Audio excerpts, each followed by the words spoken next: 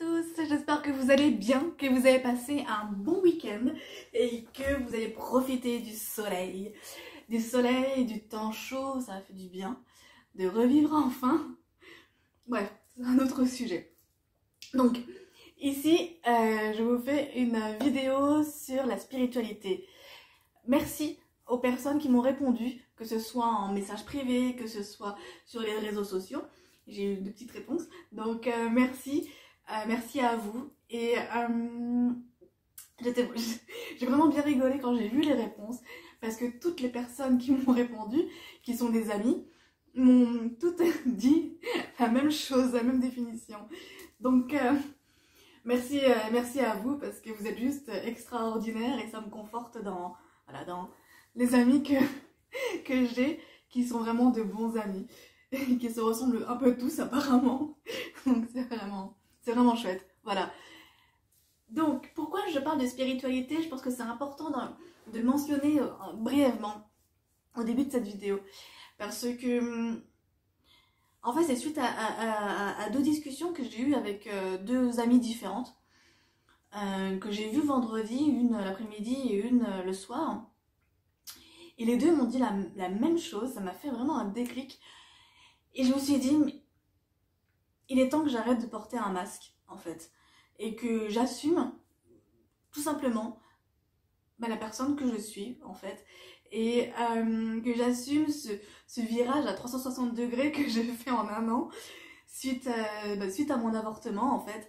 Et que je l'assume et que je n'ai plus de crainte par rapport à ma famille, par rapport au jugement de ma famille, par rapport au jugement de mes amis. Pas le jugement des personnes que je ne connais pas, parce que ça m'a jamais vraiment importé et ça ne m'importe toujours pas.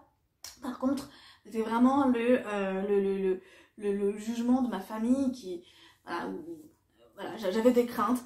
Mais en fait, après réflexion, je me suis rendu compte que à faire ça, je n'étais pas forcément honnête dans mes vidéos, parce que j'essayais d'allier les deux, à la fois des sujets sociétaux qui un peu sont courants, qui parlent à tout le monde pour attirer un peu tout le monde, etc. etc. Et un peu parsemer des petites idées spirituelles en étant tout à fait discrète ou pas, ça dépend, je suis pas forcément hyper discrète, mais voilà. Mais en fait je me suis dit, au final c'est mon travail, c'est ma société, qui va être ouverte bientôt, mais voilà, toujours est-il, c'est les personnes que j'attire, c'est les amis que j'attire, c'est les clients que j'attire, donc voilà, j'assume. Et donc, pour assumer, autant parler du sujet, voilà, le sujet, la spiritualité, comme première vidéo pour assumer qui je suis et pour être vraiment dans ma confiance en moi. La spiritualité, donc, c'est quoi? La spiritualité... On va partir d'une définition large et au fur et à mesure, on va affiner. Parce que c'est vraiment un sujet, comme m'a répondu une amie, un sujet hyper complexe et qui en même temps dépend de chacune des personnes. C'est-à-dire que chacune des personnes que nous sommes aura une définition totalement différente de la perception que nous avons de la spiritualité. Et d'ailleurs, pour préparer cette vidéo, j'ai regardé un peu d'autres youtubeurs, parce que forcément je suis pas la première qui pose la question, je suis pas la première qui décrit la spiritualité, et chacun avait une définition, même si au final tout se rejoignait, mais le point de départ était vraiment différent, et c'est vraiment rigolo de voir ça. Mais voilà, c'est assez marrant. Donc au final, la spiritualité c'est quoi au sens large? Au sens large, c'est partir du principe que tout ce qui nous entoure, que notre corps, que nous-mêmes, que notre être, que la plante qui est à côté, que le livre qui est là, que la pierre qui est là, peu importe, tout ce qu'on voit, tout ce qui est tangible, tout ce qui est matériel, tangible même, voilà, et voilà, tout ce qui est là en nous est touché par quelque chose de supérieur. C'est ça que je voulais dire, voilà. Qu'au-delà du matériel, il y a quelque chose qui est supérieur à nous. Il y a ce grand tout. Il y a ce grand tout, il y a cet univers, il y a Dieu, Allah, le Père Céleste, la source. Peu importe le nom qu'on lui donne au final, il y a quelque chose au-dessus qui nous dépasse. Et ça fait peur. Ça fait peur pour les personnes qui veulent tout contrôler, qui veulent tout maîtriser. Parce que, oui, en fait, il y a des choses de l'invisible qui se passent. Ah, il y a un oiseau. Il y a un oiseau qui vient de passer à côté de la fenêtre. Il y a des personnes qui veulent tout contrôler et forcément, eh bien, se dire qu'il y a des choses au-delà de nous qui sont invisibles, qu'il y a des choses parfois que l'on ressent, qu'il y a parfois des entités qu'on peut ressentir. Ça fait très peur aussi à certaines personnes. Forcément, c'est normal, hein, c'est tout à fait normal. Il y a des entités, de se dire qu'il y a des lois, parce que l'univers a aussi des lois, elle est régie par des lois. Celle qui est la plus connue, c'est la loi de l'attraction, pardon, je parle un peu trop vite, mais la loi d'attraction qui est la plus connue. Il y a des choses, voilà, qui nous dépassent.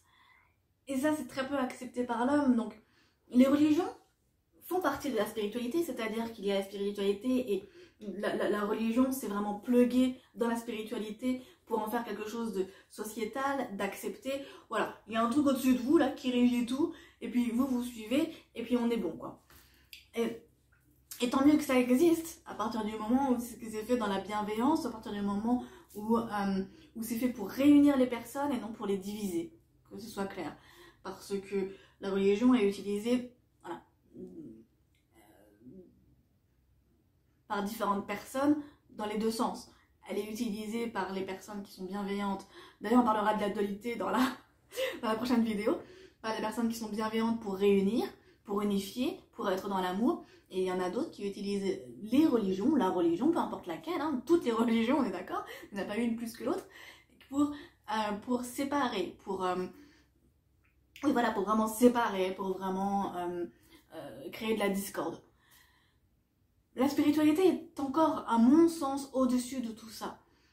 C'est partir du principe que dans l'univers, il y a des milliards et des milliards et des milliards de planètes, qu'il y a des milliards et des milliards de galaxies, qu'il y a des choses qu'on ne peut absolument pas vérifier, si quand même je pense avec le temps, mais en tout cas qu'on ne peut pas supposer tellement c'est énorme. Et c'est partir aussi du principe que nous, petits êtres que nous sommes, que forcément je parlais pour moi, que moi Marion, je suis juste un petit grain de sable dans toute cette immense plage, ou dans ce désert plutôt, qui va à perte de vue. Voilà, c'est partir de ce principe-là. Et en même temps, et c'est ça qui est vraiment tendancieux, j'ai envie de dire, dans la spiritualité, et qui n'est pas forcément saisi, c'est partir de ce principe-là qu'il y a quelque chose qui est énorme au-dessus de nous, mais en même temps où nous sommes une partie de ce grand tout. C'est-à-dire que sans nous, sans vous, sans toi, sans moi, sans toutes les personnes qui sont là présentes aujourd'hui, ou même qui ont été présentes et qui ne le sont plus aujourd'hui, eh bien qu'elles font partie de ce grand tout. Et donc, ça veut dire que chacun d'entre nous a son importance. Parce que en nous, nous avons notre propre microcosme. Il y a Dieu au-dessus, encore une fois, la source, Allah, Père Céleste, quand vous voulez. Je préfère dire la source, mais quoique je dis de plus en plus Dieu, paradoxalement, mais ouais. Qui régit tout ça. Mais en même temps, nous aussi, nous régissons notre propre réalité. Nous sommes créateurs de notre propre vie. Nous avons notre propre liberté. Nous sommes nous-mêmes des individus à part entière. Et c'est ce paradoxe-là, finalement, ce double point de vue qui est à intégrer en soi.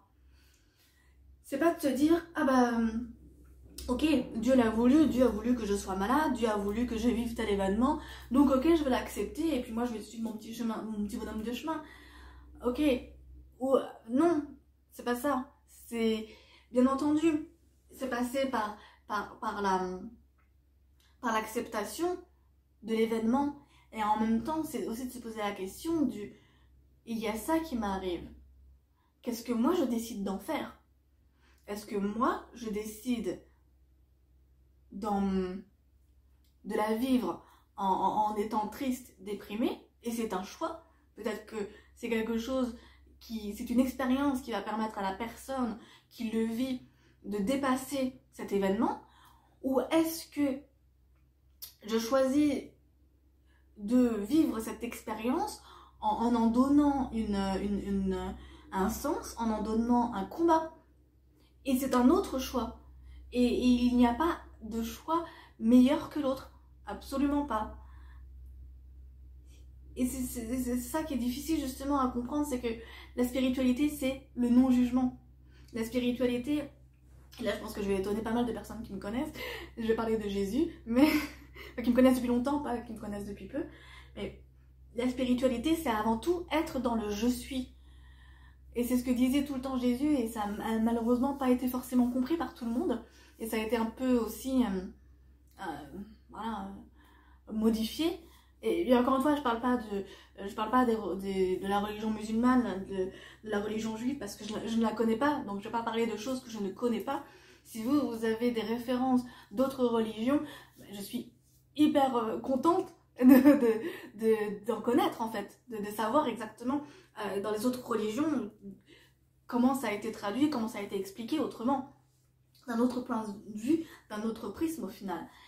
Donc pour en revenir à Jésus, ce qu'il avait tenté d'expliquer, et ce qu'une petite partie des personnes qui l'entouraient avaient compris, c'était de rentrer dans son « je suis », de rentrer à l'intérieur de soi. Malgré tout ce cosmos qui nous entoure, malgré toutes ces choses qui nous dépassent, malgré toutes ces choses qu'on ressent, eh bien, c'est avant de ressentir à l'extérieur ce qu'il y a, c'est d'abord de ressentir à l'intérieur de soi, d'utiliser ce corps qui est pas plus qu'un véhicule au final. C'est un véhicule qui nous permet d'expérimenter cette vie-là aujourd'hui et d'utiliser ce corps, donc d'utiliser cette matière, cette matière que nous avons décidé de vivre. Parce que je pars du principe que, voilà, que nous vivons plusieurs vies, que nous choisissons en tant qu'âme, l'incarnation que nous avons à vivre, et que à partir de là, j'en parlerai après d'ailleurs, et qu'à partir de là, il s'agit d'accepter, et c'est pas évident, c'est clairement, mais clairement pas évident, d'accepter l'incarnation, d'accepter le corps dans lequel nous sommes, peu importe sa taille, peu importe sa forme, peu importe son poids, tout simplement, de l'accepter et de dire ok, maintenant je vais rentrer en moi et je vais aller vraiment au plus profond de qui je suis pour être dans le je suis. Et c'est très très dur, parce que quand je parle de ça en séance avec des personnes, même avec des amis, j'ai souvent la même réponse qui est mais t'imagines si la personne que je rencontre dans ce miroir au final, si cette personne-là ne me plaît pas, et si cette personne-là me fait peur, et si cette personne-là a tellement, tellement souffert et tellement été dans la douleur, qu'elle me réveille de façon consciente cette douleur-là. Et si j'étais une personne mauvaise, et si j'étais la personne que je détesterais voir au final dans mon miroir, ouais, ça c'est difficile. Et je peux vous le dire parce qu'il y a ces 3 dernières semaines, j'ai vécu une expérience vraiment horrible, vraiment horrible, où je suis rentrée au plus profond de moi. Je pensais absolument pas déterrer ce genre de souvenirs. J'en parlerai dans une autre vidéo. Il y a des souvenirs d'enfance qui me sont revenus d'événements traumatisants, et j'ai revécu ces douleurs. J'ai revécu dans mon corps ces douleurs. C'était pas joli, hein. C'était vraiment pas joli à vivre. Et mon choix a été mon libre arbitre, et je dis pas que c'est le bon pour tout le monde, absolument pas, vraiment, mais vraiment pas. C'est d'utiliser ce qui m'est arrivé à plusieurs reprises dans mon enfance pour justement en faire une force. Et ça va être Du coup, j'ai changé un peu mon projet professionnel et de ce que je vais faire d'Imago, où je vais beaucoup plus m'orienter sur ce sujet-là, et on va en faire des vidéos avec une amie qui est exceptionnelle, parce que de ce qui s'est passé, il est hors de question qu'il y en ait d'autres qui le vivent, ou en tout cas qui l'ont vécu et qui ne peuvent pas s'en libérer. Voilà. Et donc mon choix a été d'en faire une force, tout simplement.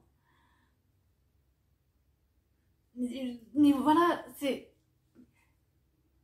dur, c'est extrêmement dur de rentrer au profond de soi et on voit cette partie sombre de soi, cette partie sombre qu'on a tous, parce que, encore une fois, je parlerai de dualité dans une autre vidéo et du coup ce sera un peu redondant, mais c'est pas grave parce que ça me paraît hyper important. On a tous notre dualité en nous. Et sur la planète Terre, on est là pour expérimenter la dualité. Si on est venu sur cette Terre-là, c'est pour expérimenter la dualité. C'est la planète qui est la plus dure, qui est la plus violente, où il y a autant de guerres, où il y a autant d'injustices. Et cette dualité qu'on expérimente sur Terre, on l'expérimente aussi à l'intérieur. Tout ce qu'on vit à l'extérieur, on le vit à l'intérieur de soi. Quand on part du principe que tout démarre à l'intérieur de soi, il est beaucoup plus facile de comprendre le monde qui nous entoure, le monde matériel qui nous entoure, le monde spirituel qui nous entoure, l'univers, tout, à différents niveaux, ok? Et en fait, je me suis perdue dans mon truc parce que je passe d'un sujet à l'autre. J'espère que vous arrivez à me suivre parce que franchement, moi, j'arrive plus à me suivre. Mais c'est pas grave, je continue. Et c'est comme un... J'ai vu ça sur Facebook il y a 2 jours, j'étais morte de rire parce que il y a une personne qui a eu une réflexion, je ne m'en souviens plus qui c'était, vraiment hyper intéressante d'un moustique, d'un papillon, désolée, il y avait un moustique, la fenêtre est ouverte, d'un papillon qui, voilà, non c'était ça, c'était de dire, ça ne viendrait jamais à l'esprit de quelqu'un de mettre des ailes à une chenille, parce que d'un, elle n'a pas la force pour voler, elle n'a pas le poids pour voler, elle n'a pas le corps du coup pour voler, et elle n'est absolument pas prête à voler. Qu'est-ce que fait un papillon avant de voler? Le papillon avant de voler, c'est une chenille du coup, hein, et il rampe sur la terre. Il rampe vraiment dans la terre, il est dans la terre, je parle de la terre d'où pousse l'herbe, on est d'accord, hein. Il rampe dans cette terre, elle rentre dans cette terre, cette chenille. Elle rampe, jusqu'à temps où elle se dise, tiens, et si je prenais un peu d'auteur? Si je prenais un peu de hauteur et que j'évoluais? Il y a un moment, dans sa vie, elle décide de monter sur une branche, de monter sur une plante, de monter... Elle a peut-être pas la force de monter sur un arbre, je sais pas, j'avoue que là, j'ai mes limites sur la connaissance, mais un jour, voilà, elle sent que c'est le moment pour elle d'évoluer, alors elle monte, elle prend de la hauteur. Elle monte, elle grimpe, et ça doit être super dur de porter un corps comme ça, lourd, et de ramper tout doucement comme ça, tout. Et après, quand elle est arrivée à la hauteur qu'elle le souhaite, elle trouve le bon endroit pour créer son cocon. Elle se met à pendre, et elle se crée toute cette fibre tout autour, cette matière tout autour, qui est vraiment très particulière, toute fileuse comme ça, qui est super belle, et elle se renferme, et elle prend tout son temps, elle descend tout doucement, puis après le cocon se forme, couche par couche, tout doucement, tout en douceur, elle se renferme à l'intérieur d'elle, elle va voir à l'intérieur d'elle ce qui se passe, qu'est-ce qui se passe à l'intérieur de moi, et quand elle est prête, mais seulement quand elle est prête, elle se met à s'envoler. Et elle est beaucoup plus belle, beaucoup plus majestueuse en fait que la chenille. Bon, c'est un peu méchant pour une chenille, désolée, mais son aspect est plus du tout la même. Quand on voit un papillon, on est là, waouh, un papillon avec plein de couleurs magnifiques. Quand on voit une chenille, on se dit, ouais, ok, c'est une chenille. Et pour autant, vous pensez que le papillon qui sort de sa chrysalide, mais il doit souffrir en fait, je sais pas, enfin, j'en sais rien, il doit se péter les ailes là comme ça, à casser sa chrysalide qui est hyper costaud quand même, et puis c'est un tout petit truc quand même, c'est pas un corps humain, c'est un corps quand même de papillon, c'est tout fin, c'est tout... Oh, il y a encore un moustique. C'est tout fin, c'est tout... Voilà. Elle fait l'effort de prendre de la hauteur. Après avoir bien rampé dans la terre et avoir bien vécu un peu des choses désagréables, je pense. Je sais pas, dans la terre, je sais pas si... Elle prend de la hauteur et se dit, ok, il y a autre chose en fait que la terre au final. Il y a autre chose que je peux voir. Et après, elle s'envole. Certes, un papillon vit 2-3 jours, je sais plus exactement. Elle vit pas longtemps, certes, ça c'est vrai. Quand on croit à la réincarnation, on peut se dire que une fois qu'elle meurt, elle peut se réincarner en chenille et puis recommencer et au fur et à mesure comme ça évoluer.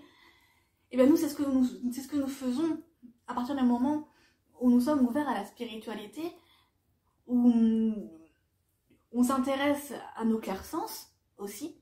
Je parle plus du tout de religion, que ce soit clair. Hein.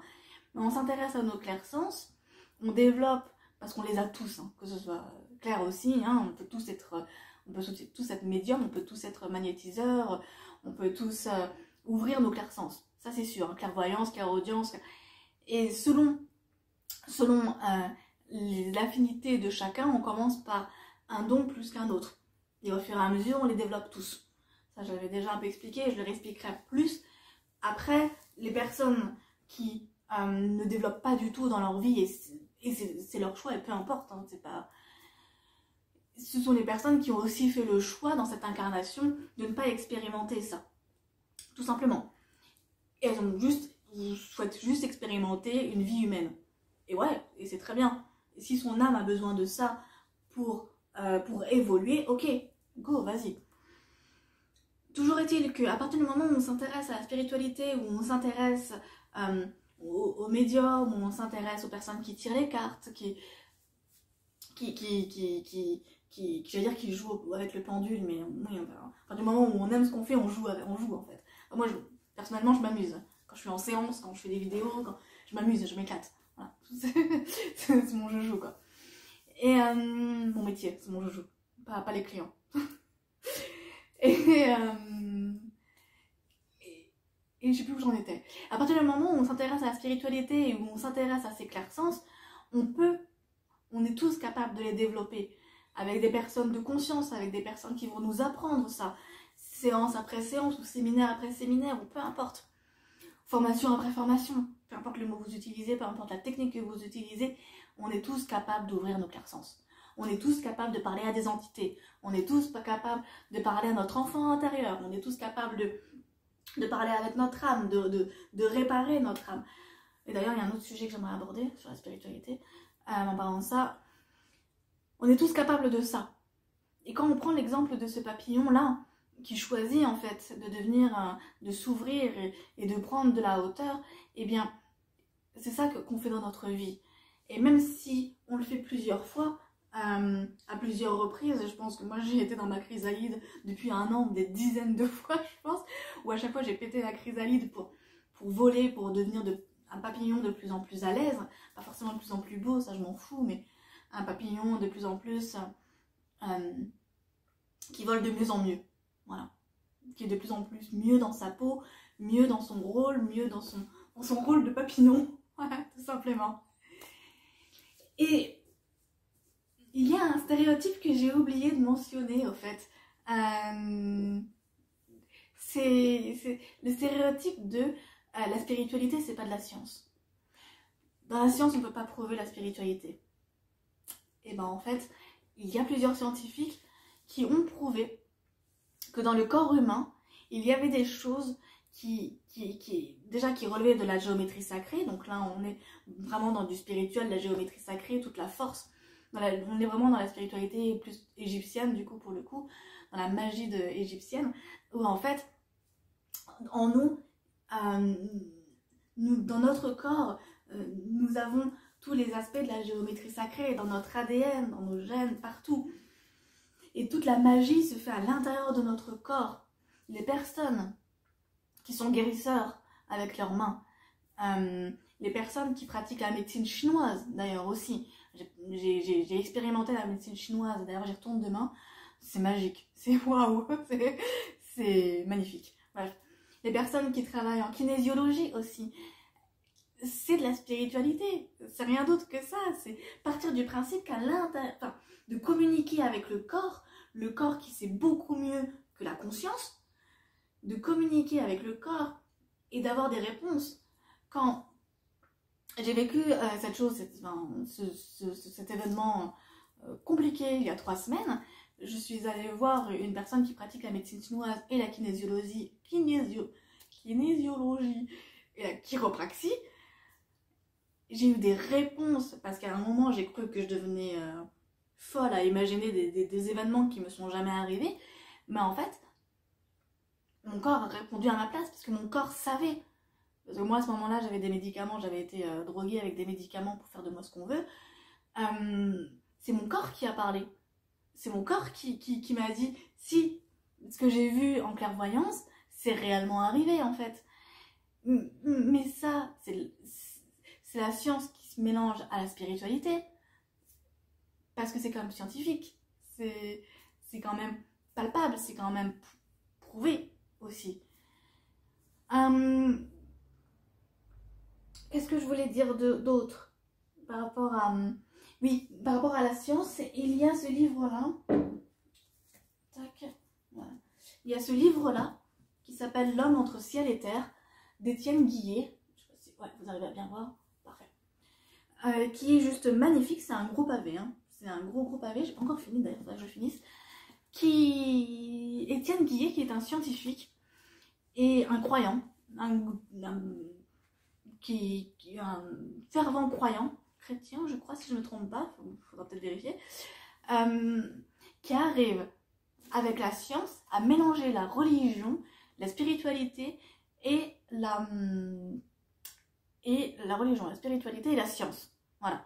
Qui arrive en fait à mélanger corps, âme, esprit de façon hyper précise et vraiment il est un peu difficile à lire parce que parfois je me prends plusieurs fois pour lire ses phrases parce que c'est un grand philosophe quand même, mais c'est impressionnant. Et ce qu'il explique entre autres dedans, parce que je ne vais pas parler de tout le livre parce que ça j'ai déjà 27 minutes et 40 secondes, mais ce qu'il explique dedans c'est que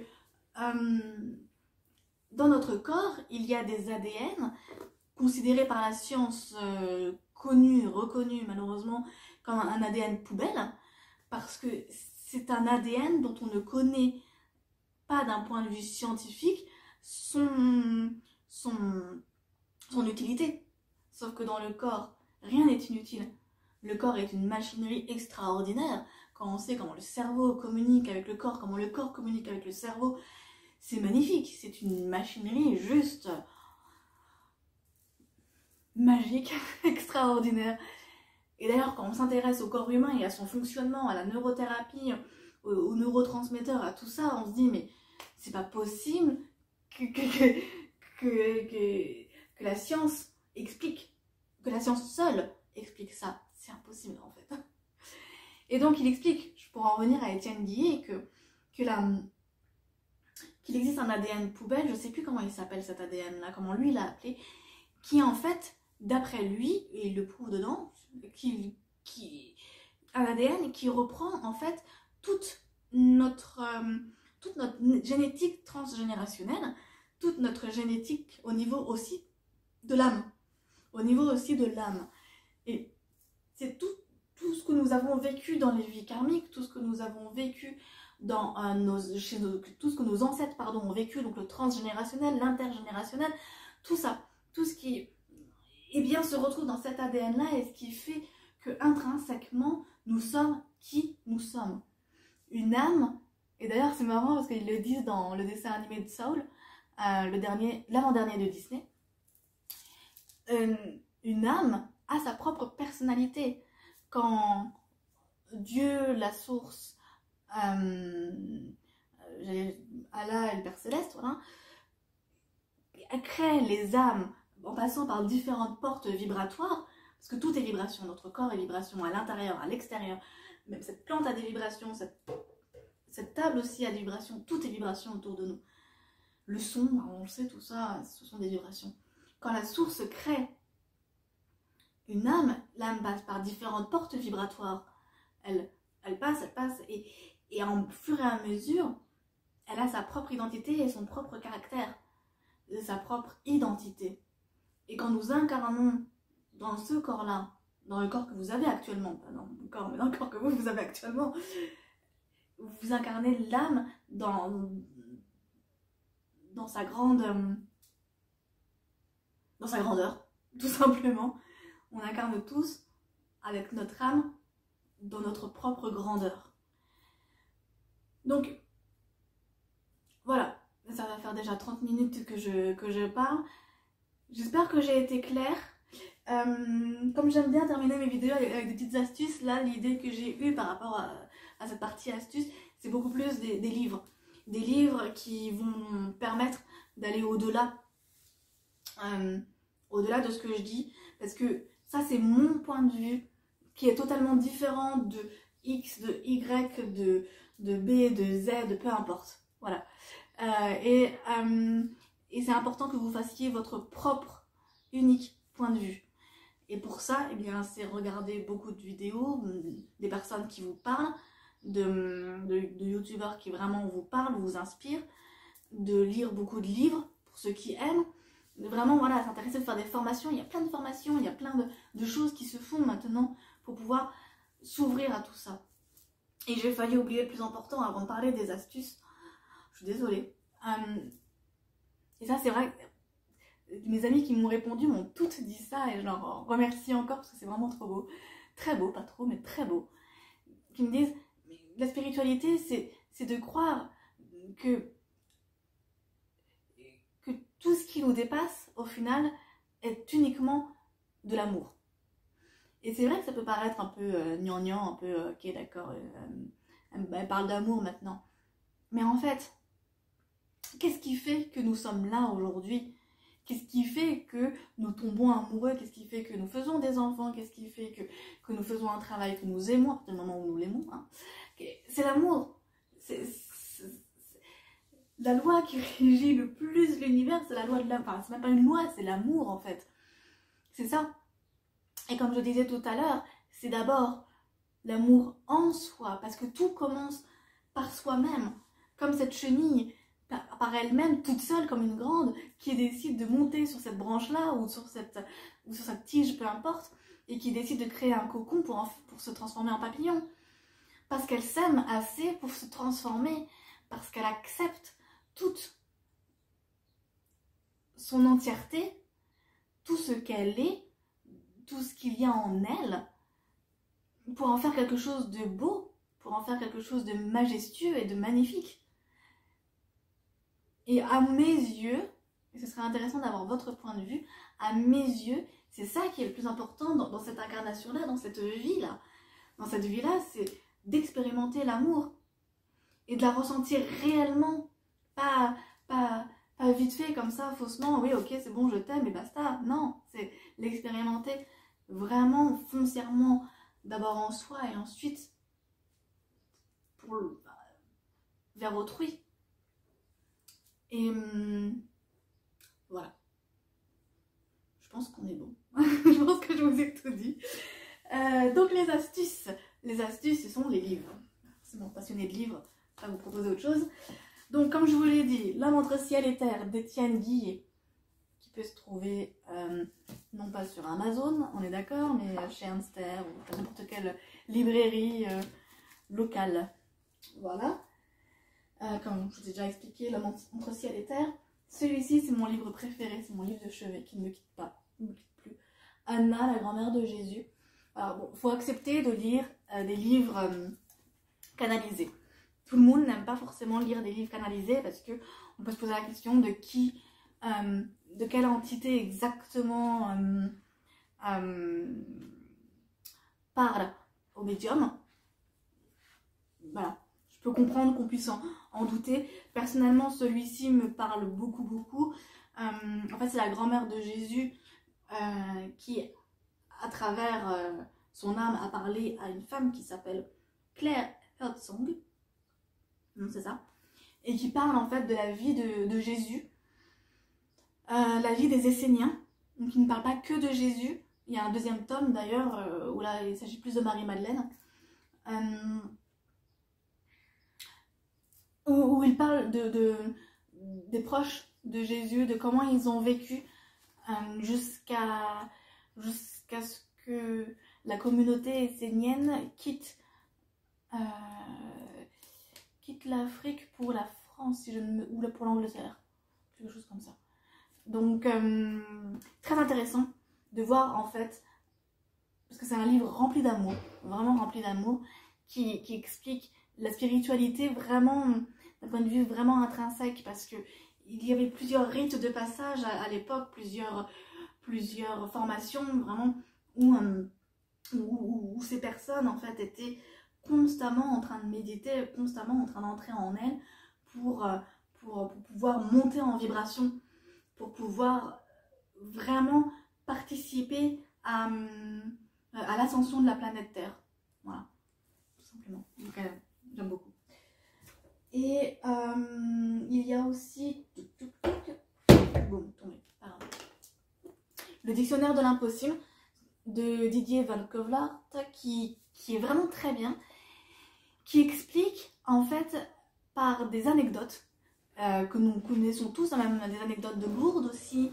Le livre parle aussi, c'est un homme, il parle de Victor Hugo qui était aussi un grand spirituel après la mort de sa fille. Après la mort de sa fille à 21 ans, qui est morte noyée, il a rencontré une femme en Angleterre aussi d'ailleurs, je crois, je me souviens plus, pendant pendant sa fuite de France, et il a commencé à communiquer avec des entités.